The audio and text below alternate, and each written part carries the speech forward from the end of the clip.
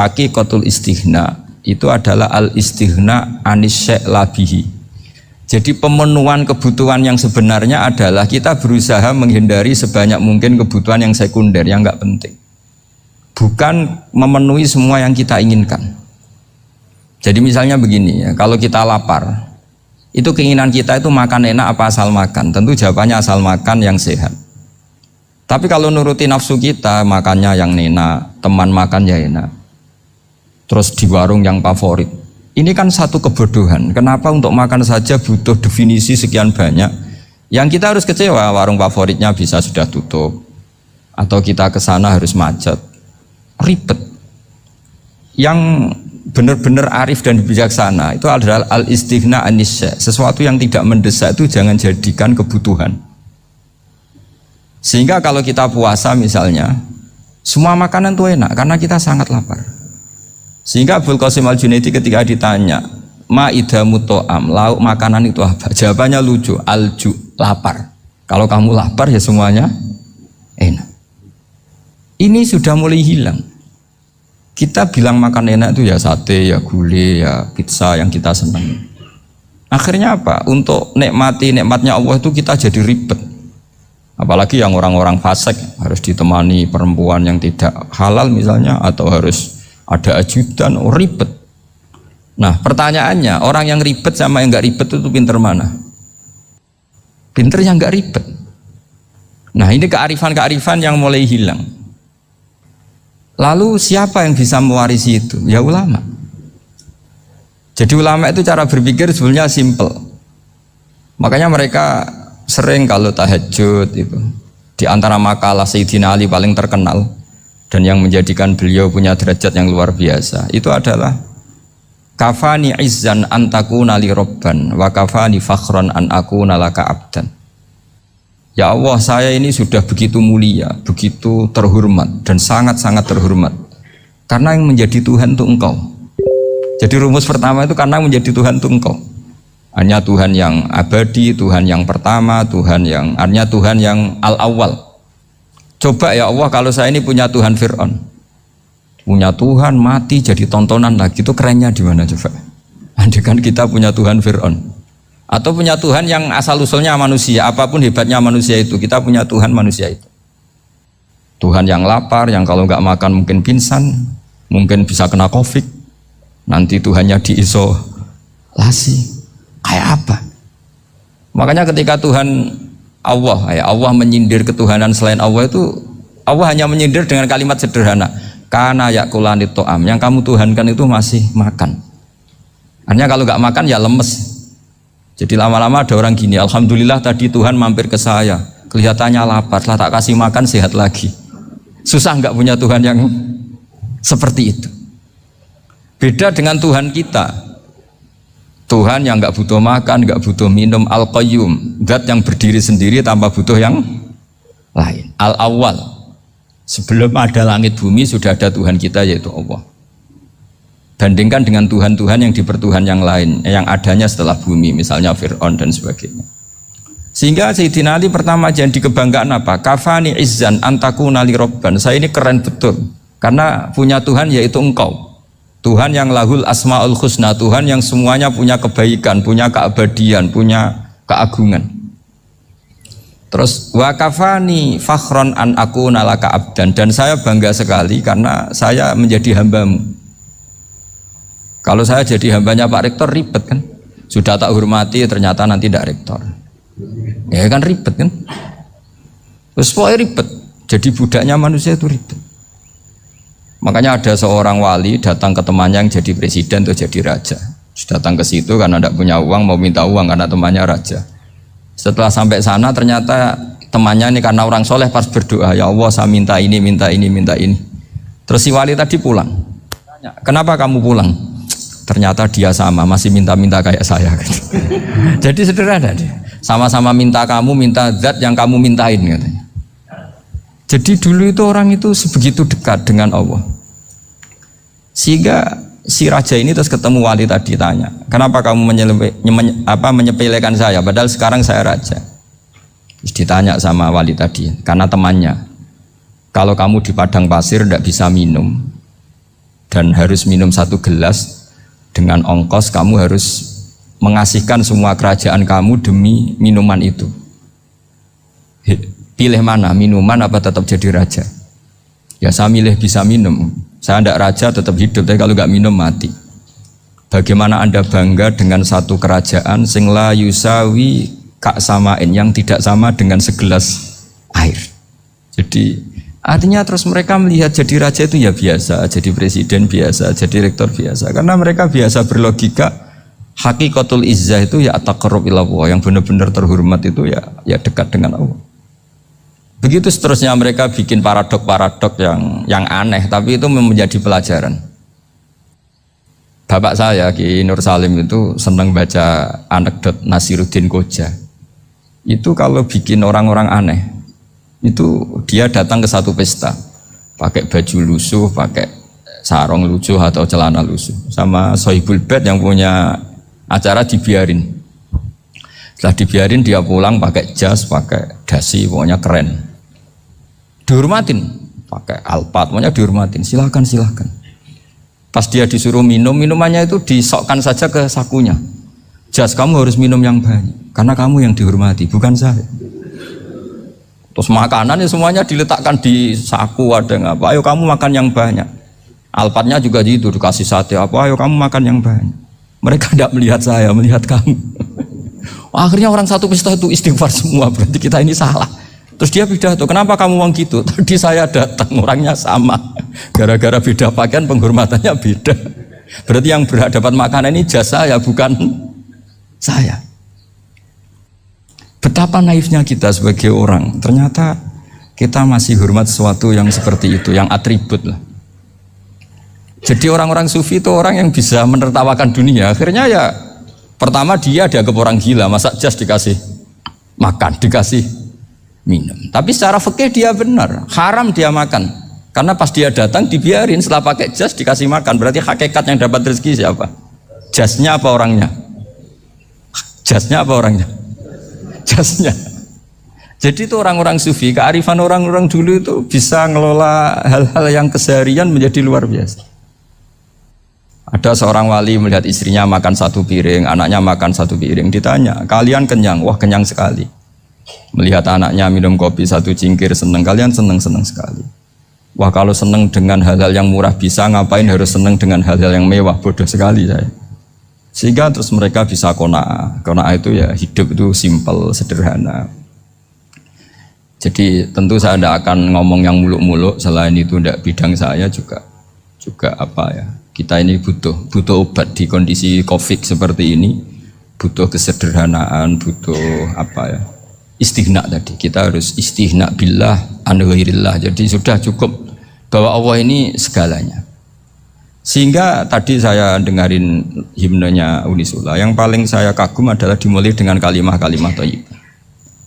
Di antara tugas suci Nabi Ibrahim dan semua Nabi adalah wa ja'alaha kalimatam baqiyatan fi aqibi. Nabi Ibrahim itu Nabi yang diberi gelar Allah. Dia adalah Nabi yang menjadikan kalimat tauhid itu kalimat yang abadi. Fi akibih, di anak turunnya, di semua generasinya, baik anak turun karena gen maupun karena pembinaan, karena pendidikan. Ini penting sekali saya utarakan karena apa?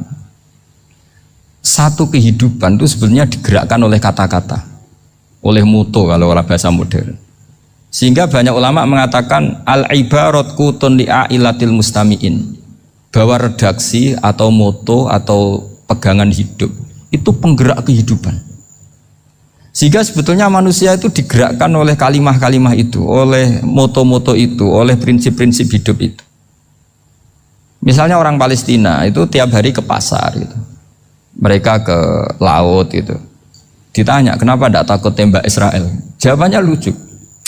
Kena tembak ya mati, nggak makan ya mati. Nggak kerja ya mati. Ya sudah, sama-sama mati ya mendingan aktivitas normal. Tapi saya tidak menyarankan itu untuk melawan Covid. Ini cerita saja. Kamu jangan provokator itu. Karena ini wilayah sensitif. Jadi banyak orang yang poligami, kalau ditanya alasannya gitu, istri 1 ya cerewet, 2 ya cerewet, mendingan 4. Ya banyak ya gitu. Tapi ada yang kebalikan, istri satu cerewet saja hampir jantungan, apalagi 4, tinggal matinya kan gitu. Itu semua yang menggerakkan itu kalimat. Kalimat itu satu pegangan. Banyak orang loh yang nggak ingin jadi rektor tuh banyak loh Pak Bejo. Jangan kira semua dosen ingin jadi rektor.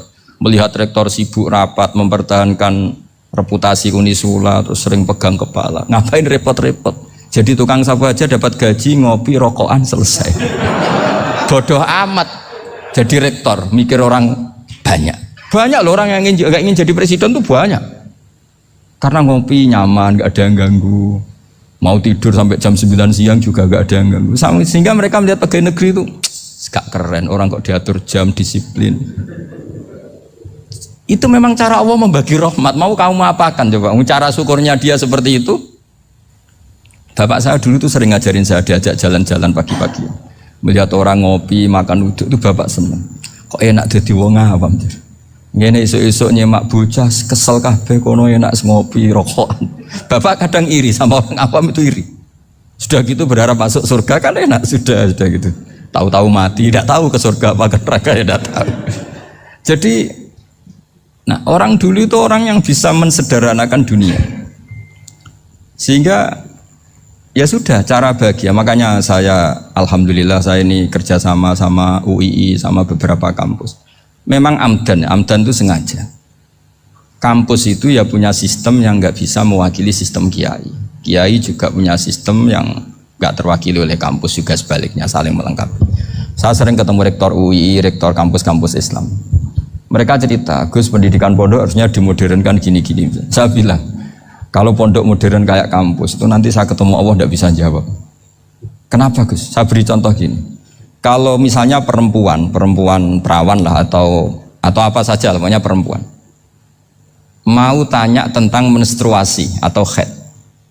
Kalau semuanya sistem kampus, dia harus kuliah dulu, registrasi dulu, kuliah dulu, bayar dulu, dan dapat jawabannya nunggu mata kuliah pas itu. Bandingkan kalau sistem pondok, saya tuh sering ke pasar sama anak saya dicegat sama ibu-ibu. Gus, anak saya ngalami gini-gini, keluar darah terus menerus, nggak 6 hari tapi 1 bulan penuh. Itu hukumnya apa Gus ya? Nanti saya mau sowan ke jenengan. Nggak usah sowan, di sini aja. Ya sudah, sebelum mengeluarkan darah yang rutin seperti itu biasanya haidnya berapa hari? 6 hari ya sudah ikut yang 6 hari, yang lainnya istighatsah. Ngoten tok Gus, ya udah ya. Begitu terus di masalah udhiyah Pak. Ya coba kalau semuanya pakai sistem kampus, daftar dulu, bayar dulu. Jadi ini nggak ada jawabannya, nunggu mata kuliah itu, baru dapat jawaban. Itu biasa nggak sholat bertahun-tahun karena belum ada jawaban tentang itu. Nah itu kalau misalnya orang mati, tahunya cara apa memulasara jenazah itu nunggu kuliah dulu, pas mata pelajaran itu dulu, baru menangani orang mati. Berarti orang mati itu tergeledak semua. Tapi kalau kiai kan enggak. Kesini orang mati terbakar, kalau dimandiin malah badannya copot-copot, itu gimana hukumnya? Ini ada orang mati Gus Kendat, ini disolati apa enggak?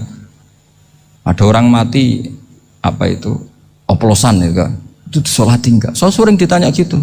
Gak usah registrasi Pak Rektor, gak usah registrasi, gak usah daftar, gak usah seminar. Makanya kalau orang kampus wani kiai itu ya kualat tenan itu, karena ini yang on time ya. Tapi pondok seperti saya ya ikrar seikrar-ikrarnya. Pentingnya kampus karena melatih efisiensi waktu, disiplin, tata kelola manajemen, sehingga kita ya hormat. Tapi tadi kita harus saling melengkapi, sehingga saya tunjukkan ke publik bahwa saya hormat sekali sama polisi, sama tentara. Coba kita bisa apa ngadepi bandar narkoba kalau enggak polisi? Bisa apa coba menjaga NKRI kalau enggak tentara? Begitu juga ya sudahlah, kita memang fa inna yadallahi ma'al jamaah, kita berkah itu kalau bersama-sama, tidak bisa kita sendiri. Nah lalu orang kayak saya itu ya beberapa kali sebetulnya saya itu ditawanin jadi doktor honoris causa apa. Kekhawatiran saya satu Pak Bejo, takut pas gak punya uang, itu dokter gak ada duit kan gak pantas gitu. Jadi repot gitu, daripada beban lah sudahlah gak usah dokter. Jadi kalau gak punya uang ya pantas, terus kalau ngebis ya pantas. Suatu saat kalau mati gak ada yang hadir ya pantas, enggak dokter gitu.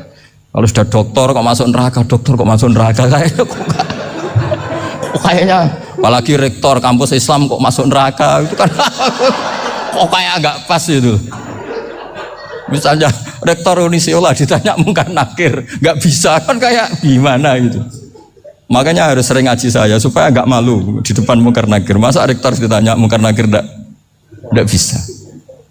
Harus berani bentak. Ini saya rektor loh Pak Mungkar Nakir. Masa kalau wali-wali dulu berani. Masyhur di cerita wali-wali ditanya Marabbuka manabuka. Saya ini guru tauhid. Kok kamu tanya Marabbuka manabuka yang ngelotok? Kamu tidak pernah ngaji, enak aja tanya. Jadi wali-wali itu ya rileks ngadepi mungkin. Saya yakin rileks wali di Bang Pak Rektor. Saya yakin itu. Karena wali itu lebih dekat Allah. Sehingga orang dulu itu saya ulang lagi ya. Ada satu kearifan namanya hidup itu apa? Hidup itu adalah cari sebanyak mungkin supaya hidup itu tidak tergantung pada banyak hal. Sehingga misalnya cara berpikir orang-orang modern itu sebenarnya banyak orang-orang ilmuwan yang nggak ngagumi Amerika. Bukan karena angkuh ndak. Untuk mempertahankan kebesaran negara sebesar itu, kebutuhan listriknya besar, kebutuhan tentaranya besar, kebutuhan apa. Sementara negara kayak Venezuela atau Swiss kebutuhannya ada banyak. Pertanyaannya, yang tergantung dengan banyak hal sama yang tidak tergantung banyak hal, itu pinter mana? Kalau dibalik pertanyaannya gitu, negara-negara maju itu tidak keren kalau dibalik pertanyaannya. Orang yang untuk mempertahankan eksistensinya banyak, butuh banyak hal, dengan yang tidak butuh banyak hal, itu pinter mana? Orang yang bahagianya nunggu jadi dokter, nunggu jadi kiai besar, kiai viral, dengan orang yang bahagia cukup dengan ngopi, itu pinter mana? Tapi kalau dibalik pertanyaannya, orang yang taunya nikmat hanya kopi, dengan nikmat yang banyak, pinter mana? Makanya Mbah Mun tuh kalau guyon itu lucu. Aku iku sakake ambek wong desa sing mlebu swarga. Saya dulu eskal mlebu swarga kok disakeni. Akhirnya beliau memberi penjelasan. Wong desa iku roe pakanan enak, iku mau kopi mbek uduk. Lah swarga iku mau nuruti sing dikarepno. Akhirnya semua mangan wis ngopi, nguduk, ngopi ora roh pakanan liyane ku ora roh. Nasi mandi ya ora roh, pizza ya ora roh apa-apa. Terus saya bilang, wah lah niku nak nganti selera tentang wanita cantik. Iku juga sederhana. Rontok pesek ya wis cantik, rontok ireng ya wis. Apa bidadarinya seperti itu karena saking enggak pengalamannya. Jadi surga itu kan nuruti apa yang diinginkan. Kira-kira keinginan orang kampung kalau di surga itu apa coba? Makanan apa coba? Ya nak senengnya ketemel gemblong gitu. Artinya malaikat lebih suka nangani surganya orang-orang kampung di Bang Pak Rektor. Ini sudah ribet ini. Makanan apa saja sudah dicoba. Ya. Terus kalau di mall tahu orang macam-macam, seleranya macam-macam pasti. Enak mana kalau sampai jadi malaikat pelayan surga? Suka ngelayani orang kampung apa yang orang kota? Orang kampung kan? Jadi ya itu guyon tapi itu menjadi pikiran kita bahwa orang yang banyak kebutuhan itu sebetulnya banyak kebodohannya karena menggantungkan kebahagiaannya dengan banyak hal. Makanya Imam Syafi'i ngendikan istighna itu apa? Al istighna anis sya'labi. Yang dikatakan kecukupan adalah berusaha sebanyak mungkin banyak hal tidak kamu butuhkan. Bukan memenuhi semua kebutuhan kamu karena nafsu kamu ini tidak ada batasnya gitu. Kalau kamu penuhin nggak akan selesai. Itu ada perempuan yang kurang cantik itu minta doa saya, Gus doain suami saya kaya, terus tak guyonin, terus nggak minta. Kalau suami kamu kaya, yang pertama dirubah itu apa? Rumah supaya rumah saya bagus. Kedua apa? Mobil supaya mobil saya bagus. Nanti yang dievaluasi itu kamu. Mobil bagus, Alphard, rumah mewah, istrinya kamu pasti itu dievaluasi. Langsung nggak usah sudah gini aja kan. Jadi pertama yang dievaluasi itu kaya itu coba kalau suami kaya itu yang dievaluasi pertama rumah ya, rumah ganti. Setelah itu apa? Mobil. Kira-kira berikutnya akhirnya sudah nggak jadi. Nabi Ibrahim itu pernah minta umur panjang, keren umur panjang. Sama Allah nggak dijawab. Datang orang tua gitu mertamu ke Nabi Ibrahim, terus disuguhi dikasih kurma. Apa itu? Kok kurma apa? Anggur yang sudah matang sekali, sudah dimakan. Setelah dimakan meler keluar lagi, dimakan lagi meler lagi. Terus Nabi Ibrahim masuk lagi ke kamar. Ya Allah, doanya tak cancel. Nanti kalau saya tua kayak itu. Jadi Allah itu gak jawab langsung tapi ngirimkan itu. Akhirnya ya Allah gak jadi. Nanti takut itu. Saya pernah ngalami jadi kiai tadi, ada ibu-ibu ya kurang ya gak pati cantik lah. Suaminya tuh miskin sekali. Minta doa saya supaya kaya. Bareng tak kasih pertimbangan itu udah gak usah gak jadi.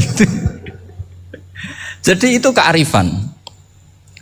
Tapi kearifan ini harus kita tanamkan. Saya nggak bisa membayangkan Indonesia yang besar ini, andai kan tidak ada qanaah, nerimo ing pantum. Coba sekarang ada Covid. Andai kan Indonesia itu kayak Perancis. Saya beberapa kali punya tamu orang yang hidup lama di Perancis, bahkan dapat istri orang Perancis. Itu dulu nggak begitu mencintai Indonesia. Tapi setelah di Perancis 2 tahun, wah Indonesia hebat.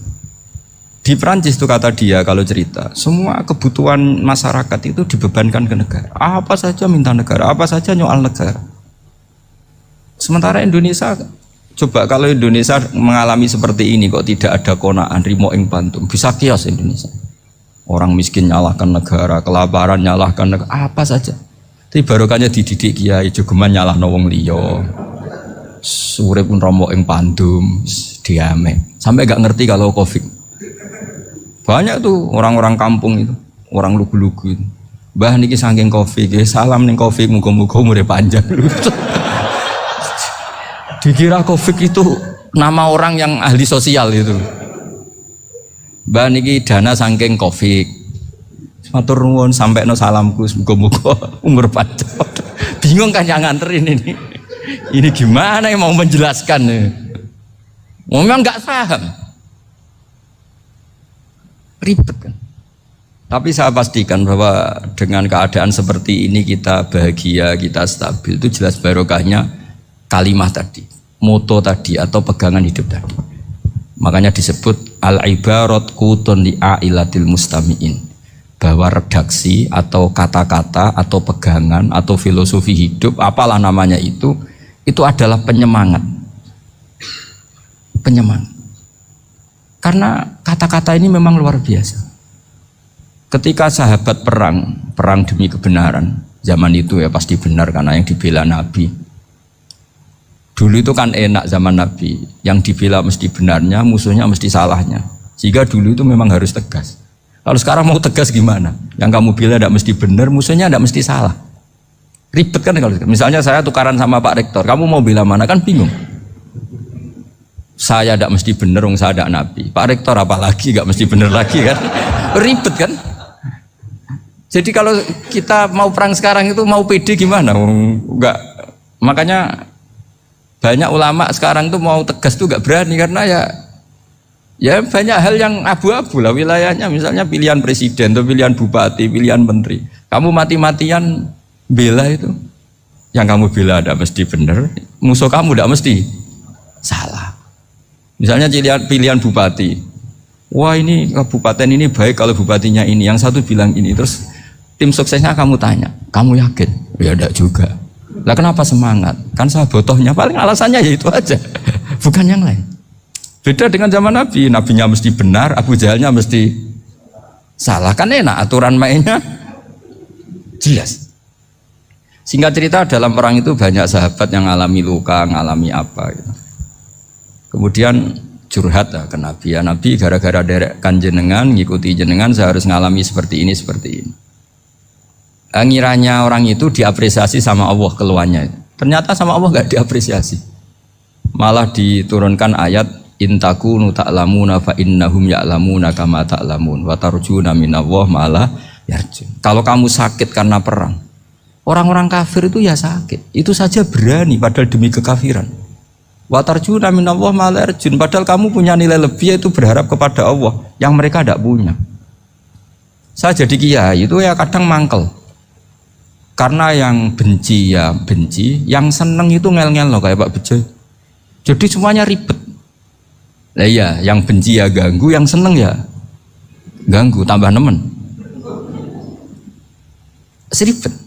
Tapi kalau sudah ingat bandar narkoba, mereka berhadapan dengan polisi, kadang ditembak karena kesalahannya terlalu fatal. Antar persaingan mereka juga bisa tembak-tembakan karena merebut pasar narkoba. Itu saja mereka berani. Kok kita yang jadi kiai kadang dicium tangannya, dihormati gak berani, hanya takut apa ya, musibah-musibah kecil lah, atau problem-problem kecil. Lah iya, kalau kita bandingannya gitu. Kalau kamu mau tahajud kedinginan, itu masih nanti dihisab Allah itu gitu. Maling ayam itu keluar malam-malam, hanya dapat ayam. Itu gak takut dingin. Ya gak takut digebuki masa. Kamu mau tahajud saja takut dingin. Makanya nanti hisabnya orang soleh itu nanti dijajarkan orang dolim. Terus diperbandingkan. Wah itu habis kamu kalau itu. Jadi misalnya Unisola mau rapat, tapi ini malam, kalau malam dingin nanti sama masuk angin. Anak-anak pang di perapatan aja berani kamu. Kalau sudah perbandingannya gitu tuh ribet kita nanti. Makanya itu kalimat itu moto atau filosofi hidup. Sehingga diulang lagi nasihat itu. Iyam saskum korhun fakodu masal koma korhum mislu. Kalau kamu kena luka, orang-orang yang nggak benar juga akan kena luka. Itu aja berani demi ketidakbenaran. Masa kamu demi kebenaran nggak berani? Akhirnya orang itu, ya itu kalimat, itu heroik. Makanya kita ini penting ya. Makanya tadi himne Unisula dimulai kalimat thayyibah. Karena kalimat ini yang menjaga kita kalimat ini. Misalnya tentang Tuhan. Kenapa orang Islam imannya kokoh seperti ini, termasuk yang sudah hidup di Amerika, di Australia, di mana-mana. Itu ya barokahnya ajaran atau barokahnya kalimah. Saya sebut kalimah saya pakai bahasa santri. Karena la ilaha illallah itu dalam tradisi santri disebut kalimatu haqqin alaiha nahya wa alaiha namut wa alaiha nub'ats. Ada yang riwayat wa biha nub'ats insyaallah taala minal aminin. Kenapa mereka di mana-mana meskipun sekolah di Amerika, di Australia, bahkan di Uni Soviet tetap mukmin? Itu barokahnya ajaran yang benar. Allah itu siapa? Tuhan. Tuhan itu sifat dasarnya apa? Awal. Dia harus wujud awal sebelum makhluk yang lain. Sehingga ketika ada negara yang maju, yang tertib, manajemennya tertib, masyarakatnya makmur, tapi punya Tuhan yang tidak seperti itu, tidak awal, itu sudah gak nyaman. Karena ndaklah keren Tuhan saya, karena Tuhan saya itu al-awwal, zat yang pertama. Tuhan saya keren lah, zat yang gak mati. Tuhan yang gak mati, yang gak pernah mengalami kematian. Sehingga tontonan atau yang dilihat kenikmatan-kenikmatan yang lain ini tidak mengubah dia pendirian tentang Tuhan. Karena mantapnya satu kalimat tadi, bahwa Tuhan itu ya harus satu, harus awal, harus tidak mati, tidak rusak, tidak mengalami apa-apa yang membahayakan. Sehingga ketika ditawarin Tuhan yang lain, meskipun menjanjikan secara finansial atau kemakmuran, mereka gak tertarik. Itu coba, itu barokahnya makmur apa barokahnya ajaran? Barokahnya ajaran. Sering negara Islam itu kalah makmur dengan mereka, tapi barokahnya ajaran ini tetap apa? Tetap Islam. Makanya Nabi Ibrahim, Nabi yang sukses bikin wa ja'alaha kalimatam baqiyatan fi aqibi. Sehingga kita ini bekti sama orang tua misalnya, itu ya karena ajaran. Suwargamu itu karek wong tuamu. Nak wong tuamu ridho, Allah ridho. Nak ora ridho, Allah ora ridho. Ridho wa fi ridhol walidain wa sakhatu wa sukhtu wa fi sakhatil. Sehingga ketika ada orang tua yang agak brengsek gitu, anak-anak tetap hormat. Punya orang tua yang miskin, yang sudah miskin, tukang tombok nomor, banyak kan di kampung gitu. Ya tetap hormat. Coba kalau dari awal kita ngajari orang tua kamu hormati, ya kalau baik, kalau tidak usah. Bisa geger Indonesia. Tapi barokahnya ajaran-ajaran itu Indonesia tertib karena ada ajaran. Nah ini di sini pesantren dan Unisula semua harus berkontribusi membuat ajaran yang benar itu adalah ciri utama Islam. Sehingga Islam ini dimulai dengan ajaran kalimatu haqqin alaiha nahya wa alaiha namut. Sehingga kita tenang seperti ini. Saya ini termasuk kiai yang tenang. Meskipun kata orang banyak saya ini kiai besar, tapi termasuk kiai yang paling tenang. Termasuk yang paling tenang. Karena saya ini pakai mazhab orang-orang hebat. Saya berkali-kali cerita, orang kayak Imam Syafi'i itu orang yang luar biasa. Saya berkali-kali cerita, orang yang tadi nyium tangan kamu ya Imam Syafi'i, di belakang tuh ngerasani kamu, menghujat kamu. Jawabannya enak saja. Berarti saya alhamdulillah orang yang wibawa. Buktinya di depan saya nggak berani. Jadi enteng saja. Diceritain sebagian kampung, sebagian separuh dari warga kamu itu nggak suka kamu. Ya bagus lah nggak suka saya, nggak akan utang duit saya. Di mana-mana orang utang itu karena teman dekat. Kalau nggak seneng pasti minimal nggak utang, nggak pinjam mobil, nggak pinjam apa. Berkah mana yang seneng sama yang gede? Jadi dianggap enteng saja. Semua yang dialamin dianggap enteng saja. Misalnya punya istri pemarah, ya baguslah marahin suami. Kalau marahin tonggo malah ribet. Jadi kamu harus terima kasih kalau dimarahin istri. Baguslah marahin saya mah, kalau marahin tonggo ribet. Jadi enteng saja. Tapi kita sekarang itu karena nafsu ya, sehingga menghadapi hidup ini ribet.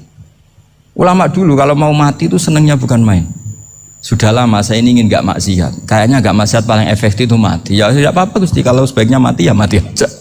Enteng saja. Jadi melihat kematian itu akhir dari segala keburukan atau potensi keburukan. Apapun baik kita sekarang, suatu saat mungkin kita gak baik. Yang bisa menghentikan ketidakbaikan atau potensi ketidakbaikan itu apa coba? Mati kan? Berarti mati itu mengerikan apa menyenangkan? Mesti kamu tidak berani menjawab. Meskipun secara ilmu kamu berani, tapi secara rasa agak berani kan? Saya ulang lagi ya. Yang bisa menghentikan keburukan atau potensi keburukan itu apa coba? Apa? Kematian. Berarti kematian itu menyenangkan atau menyusahkan?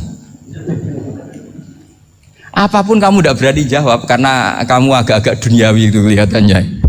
Tapi secara ilmu, kamu tahu kan kalau mati itu tidak buruk-buruk banget. Karena apa? Itu akhir dari segala keburukan. Sehingga Nabi ngajarkan kalimat itu begitu luar biasa. Allahumma ahyini makanatil hayatu khairan li wa tawaffani makanatil wafatu khairan li. Nabi melihat dunia itu begitu indah. Ya Allah, kalau saya ini hidup, anggap saja hidup ini ziyadatan li fi kulli khairin, menjadi modal saya menambah segala kebaikan. Jika suatu saat saya mati, anggap mawon rohatan li min kulli syarrin, itu akhir dari segala keburukan saya. Sehingga mati hidup ya baik karena di situ kita bisa berkontribusi beramal soleh. Mati juga baik karena mengakhiri segala keburukan. Nabi nate ngendikan lagi, ajaban li amril mu'mini inna amrahu kullahu khair. Orang mukmin itu mengagumkan, semuanya baik. In asobathu na'ma syakara fakana khairan lah. Kalau baru dapat nikmat, dia syukur, maka itu baik. Wa in asobatu dharra sabara. Kalau dapat masalah mereka sabar, itu juga baik. Sehingga orang mukmin dua sisinya pasti baik. Itu juga kalimat, maksudnya moto atau pegangan hidup. Nah berikut ini saya beri contoh, ini kenangan saya, ini contoh terakhir. Masalah jadi orang terkenal maupun tidak. Di sini dicontohkan Imam Ghazali di halaman 367 di kitab saya 367, juznya 3 di kitab Ihya Ulumuddin. Di sini beliau cerita betapa untuk menjaga ikhlas sebaiknya orang itu tidak terkenal, tidak syuhrah, tidak terkenal. Oke, itu kita sepakat ya, karena kalau terkenal mungkin orang dipaksa publik dengan tanda kutip untuk selalu berbuat baik, tapi karena jaim lah, jaga image atau apa. Tapi ketika dibalik pertanyaannya, kamu rela yang terkenal itu orang nggak benar, sementara yang orang benar itu nggak terkenal. Lalu masyarakat taunya yang tidak benar. Kalau pertanyaannya dibalik gitu, orang baik wajib terkenal enggak? Kalau pertanyaannya dibalik seperti itu, dokter yang benar tidak terkenal, yang malpraktek terkenal. Kamu ingin kondisi seperti itu? Gak ingin kan? Kampus yang bagus gak terkenal, kampus yang bagus gak terkenal, yang gak bagus. Nah, artinya apa? Gara-gara olah kata, olah pikiran, ini logika jadi rubah. Lagi-lagi apa? Jawaban itu ada di kata-kata sebetulnya. Makanya bab-bab seperti ini tidak usahlah kita berdebat, berpolemik. Sebaiknya orang itu humul, menutup diri, apa sebaiknya orang terkenal, itu nggak perlu seperti itu. Sudah terserah Tuhan saja. Makanya saya mulai dulu ngaji sampai sekarang itu ya tidak punya punya ikon tertentu atau punya website tertentu, enggak. Sudah terserah pangeran. Sudah saya juga tidak sok suci materialistik atau enggak, ya tidak mikir saya. Bukan apa-apa ya, karena saya ini kiai, jadi biasa urusannya sama Allah, tidak sama makhluk. Jadi pusing kalau sama sarah-sarahnya makhluk itu pusing. Meskipun rektor kalau nasihati saya pasti tidak saya terima, itu tetap makhluk, itu sudah ada ngefek kalau saya itu sudah ada itu. Bukan karena saya sombong, ya memang makhluk betul gitu, bukan. Cuma nasibnya bejo aja, tapi makhluk tetap makhluk. Saya beri contoh ya. Ini makalah yang ditulis Imam Ghazali. Ya, i'lam aslahakallah anna aslal jah wa intisarus sayyid atau sayyidi wal istihar. Bahwa mazmum itu. Balil mahmudu al-khumulu illa man saharahu wa ta'ala linasri dini min ghairi takallufi talabi syuhrati minhu. Jadi kalau kamu ingin ibadah kamu selamat ya kamu jangan terkenal. Tapi resikonya adalah kalau kebaikan itu tidak terkenal maka agak dikenali. Kalau agak dikenali berarti masyarakat hanya punya percontohan yang tidak baik karena yang baik tidak terkenal. Jadi itulah ulama-ulama dulu. Jadi apa-apa itu dibanding-bandingkan. Kemudian nanti kelihatan jawabannya itu kelihatan. Jadi ulama dulu itu biasa ngarang misalnya afatun nikah, sisi negatifnya nikah. Harus ngurmat istri, harus macam-macam, kalau terlantar itu ya dosa. Seperti tadi Pak Marsudi cerita, kalau orang ngapalkan Quran itu takut lupa, kalau lupa itu jadi dosa. Pertanyaannya, kalau semua orang takut lupa, takut dosa, semua orang nggak hafal Quran karena potongan-potongan lupa. Cara berpikir tidak seperti itu. Kalau berpikir ya namanya hafalan ya inginnya hafal, kan nggak ingin lupa. Lah nanti kalau takdirnya lupa karena hal-hal yang dimaklumi oleh syariat itu enggak yang termasuk dosa. Yang dosa itu lupa takliwiri udhrin syar'iyyan, lupa yang tidak ada sebab yang apa? Syar'i. Tapi lupa bawaan EQ-nya tidak bagus. Lupa bawaan sering dibentak. Oh itu enggak masalah karena bawaannya orang tertekan itu ya lupa. Coba kamu hafal Quran. Terus punya kredit jatuh tempo. Pas hari itu aku yakin enggak cerdas sudah. Itu bawaannya orang tertekan itu pasti lupa. Jadi ya saya teruskan ya. Jadi terus ada makalah yang sangat bagus sekali tentang itu. Saya baca ya. Wa yadullu ala dzalika anna Allah azza wa jalla amaral anbiya'a bi idharil amali lil iktida wa khassahum bi mansibin nubuwah. Wala yajuzu ayyudhanna bihim annahum khurrimu afdhalal amalen. Jadi orang yang terlalu mendewa-dewakan khumul itu menutup diri. Oke itu baik karena dengan khumul, dengan menutup diri Anda tidak riya, Anda tidak pamer. Tapi kata Imam Ghazali, kamu juga harus ingat di antara syaratnya Nabi itu harus mengumumkan kalau beliau itu seorang Nabi. Harus memaklumatkan kalau beliau seorang Nabi supaya bisa diikuti. Caranya sholat harus diumumkan sehingga Nabi itu mengatakan harus jamaah. Karena dengan cara jamaah itu bisa shollu kama ra'aitumuni sholli. Coba kalau Nabi sholatnya nggak diperlihatkan, kamu harus sholat yang benar. Caranya gimana ya Rasulullah? Itu rahasia. Bingung nggak kira-kira? Bingung nggak? Ya misalnya amal rahasia selalu lebih baik. Terus ada pertanyaan, Nabi ngendikan kamu sholat yang benar. Caranya gimana Nabi? Ya itu rahasia. Terus gimana coba? Tapi Nabi ngendikan apa? Shollu kama ra'aitumuni usolli. Ya sudah kamu sholat, niru saya sholat. Berarti Nabi sholatnya diperlihatkan apa disembunyikan?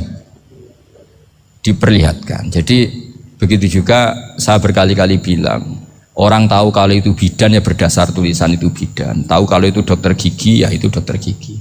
Jangan sampai gara-gara tidak ada tulisan mau beli alat bangunan di dokter gigi, mau periksa gigi di toko bangunan. Gara-gara apa? Nggak ada maklumat. Nah, di sini ulama-ulama selalu memaklumatkan dirinya.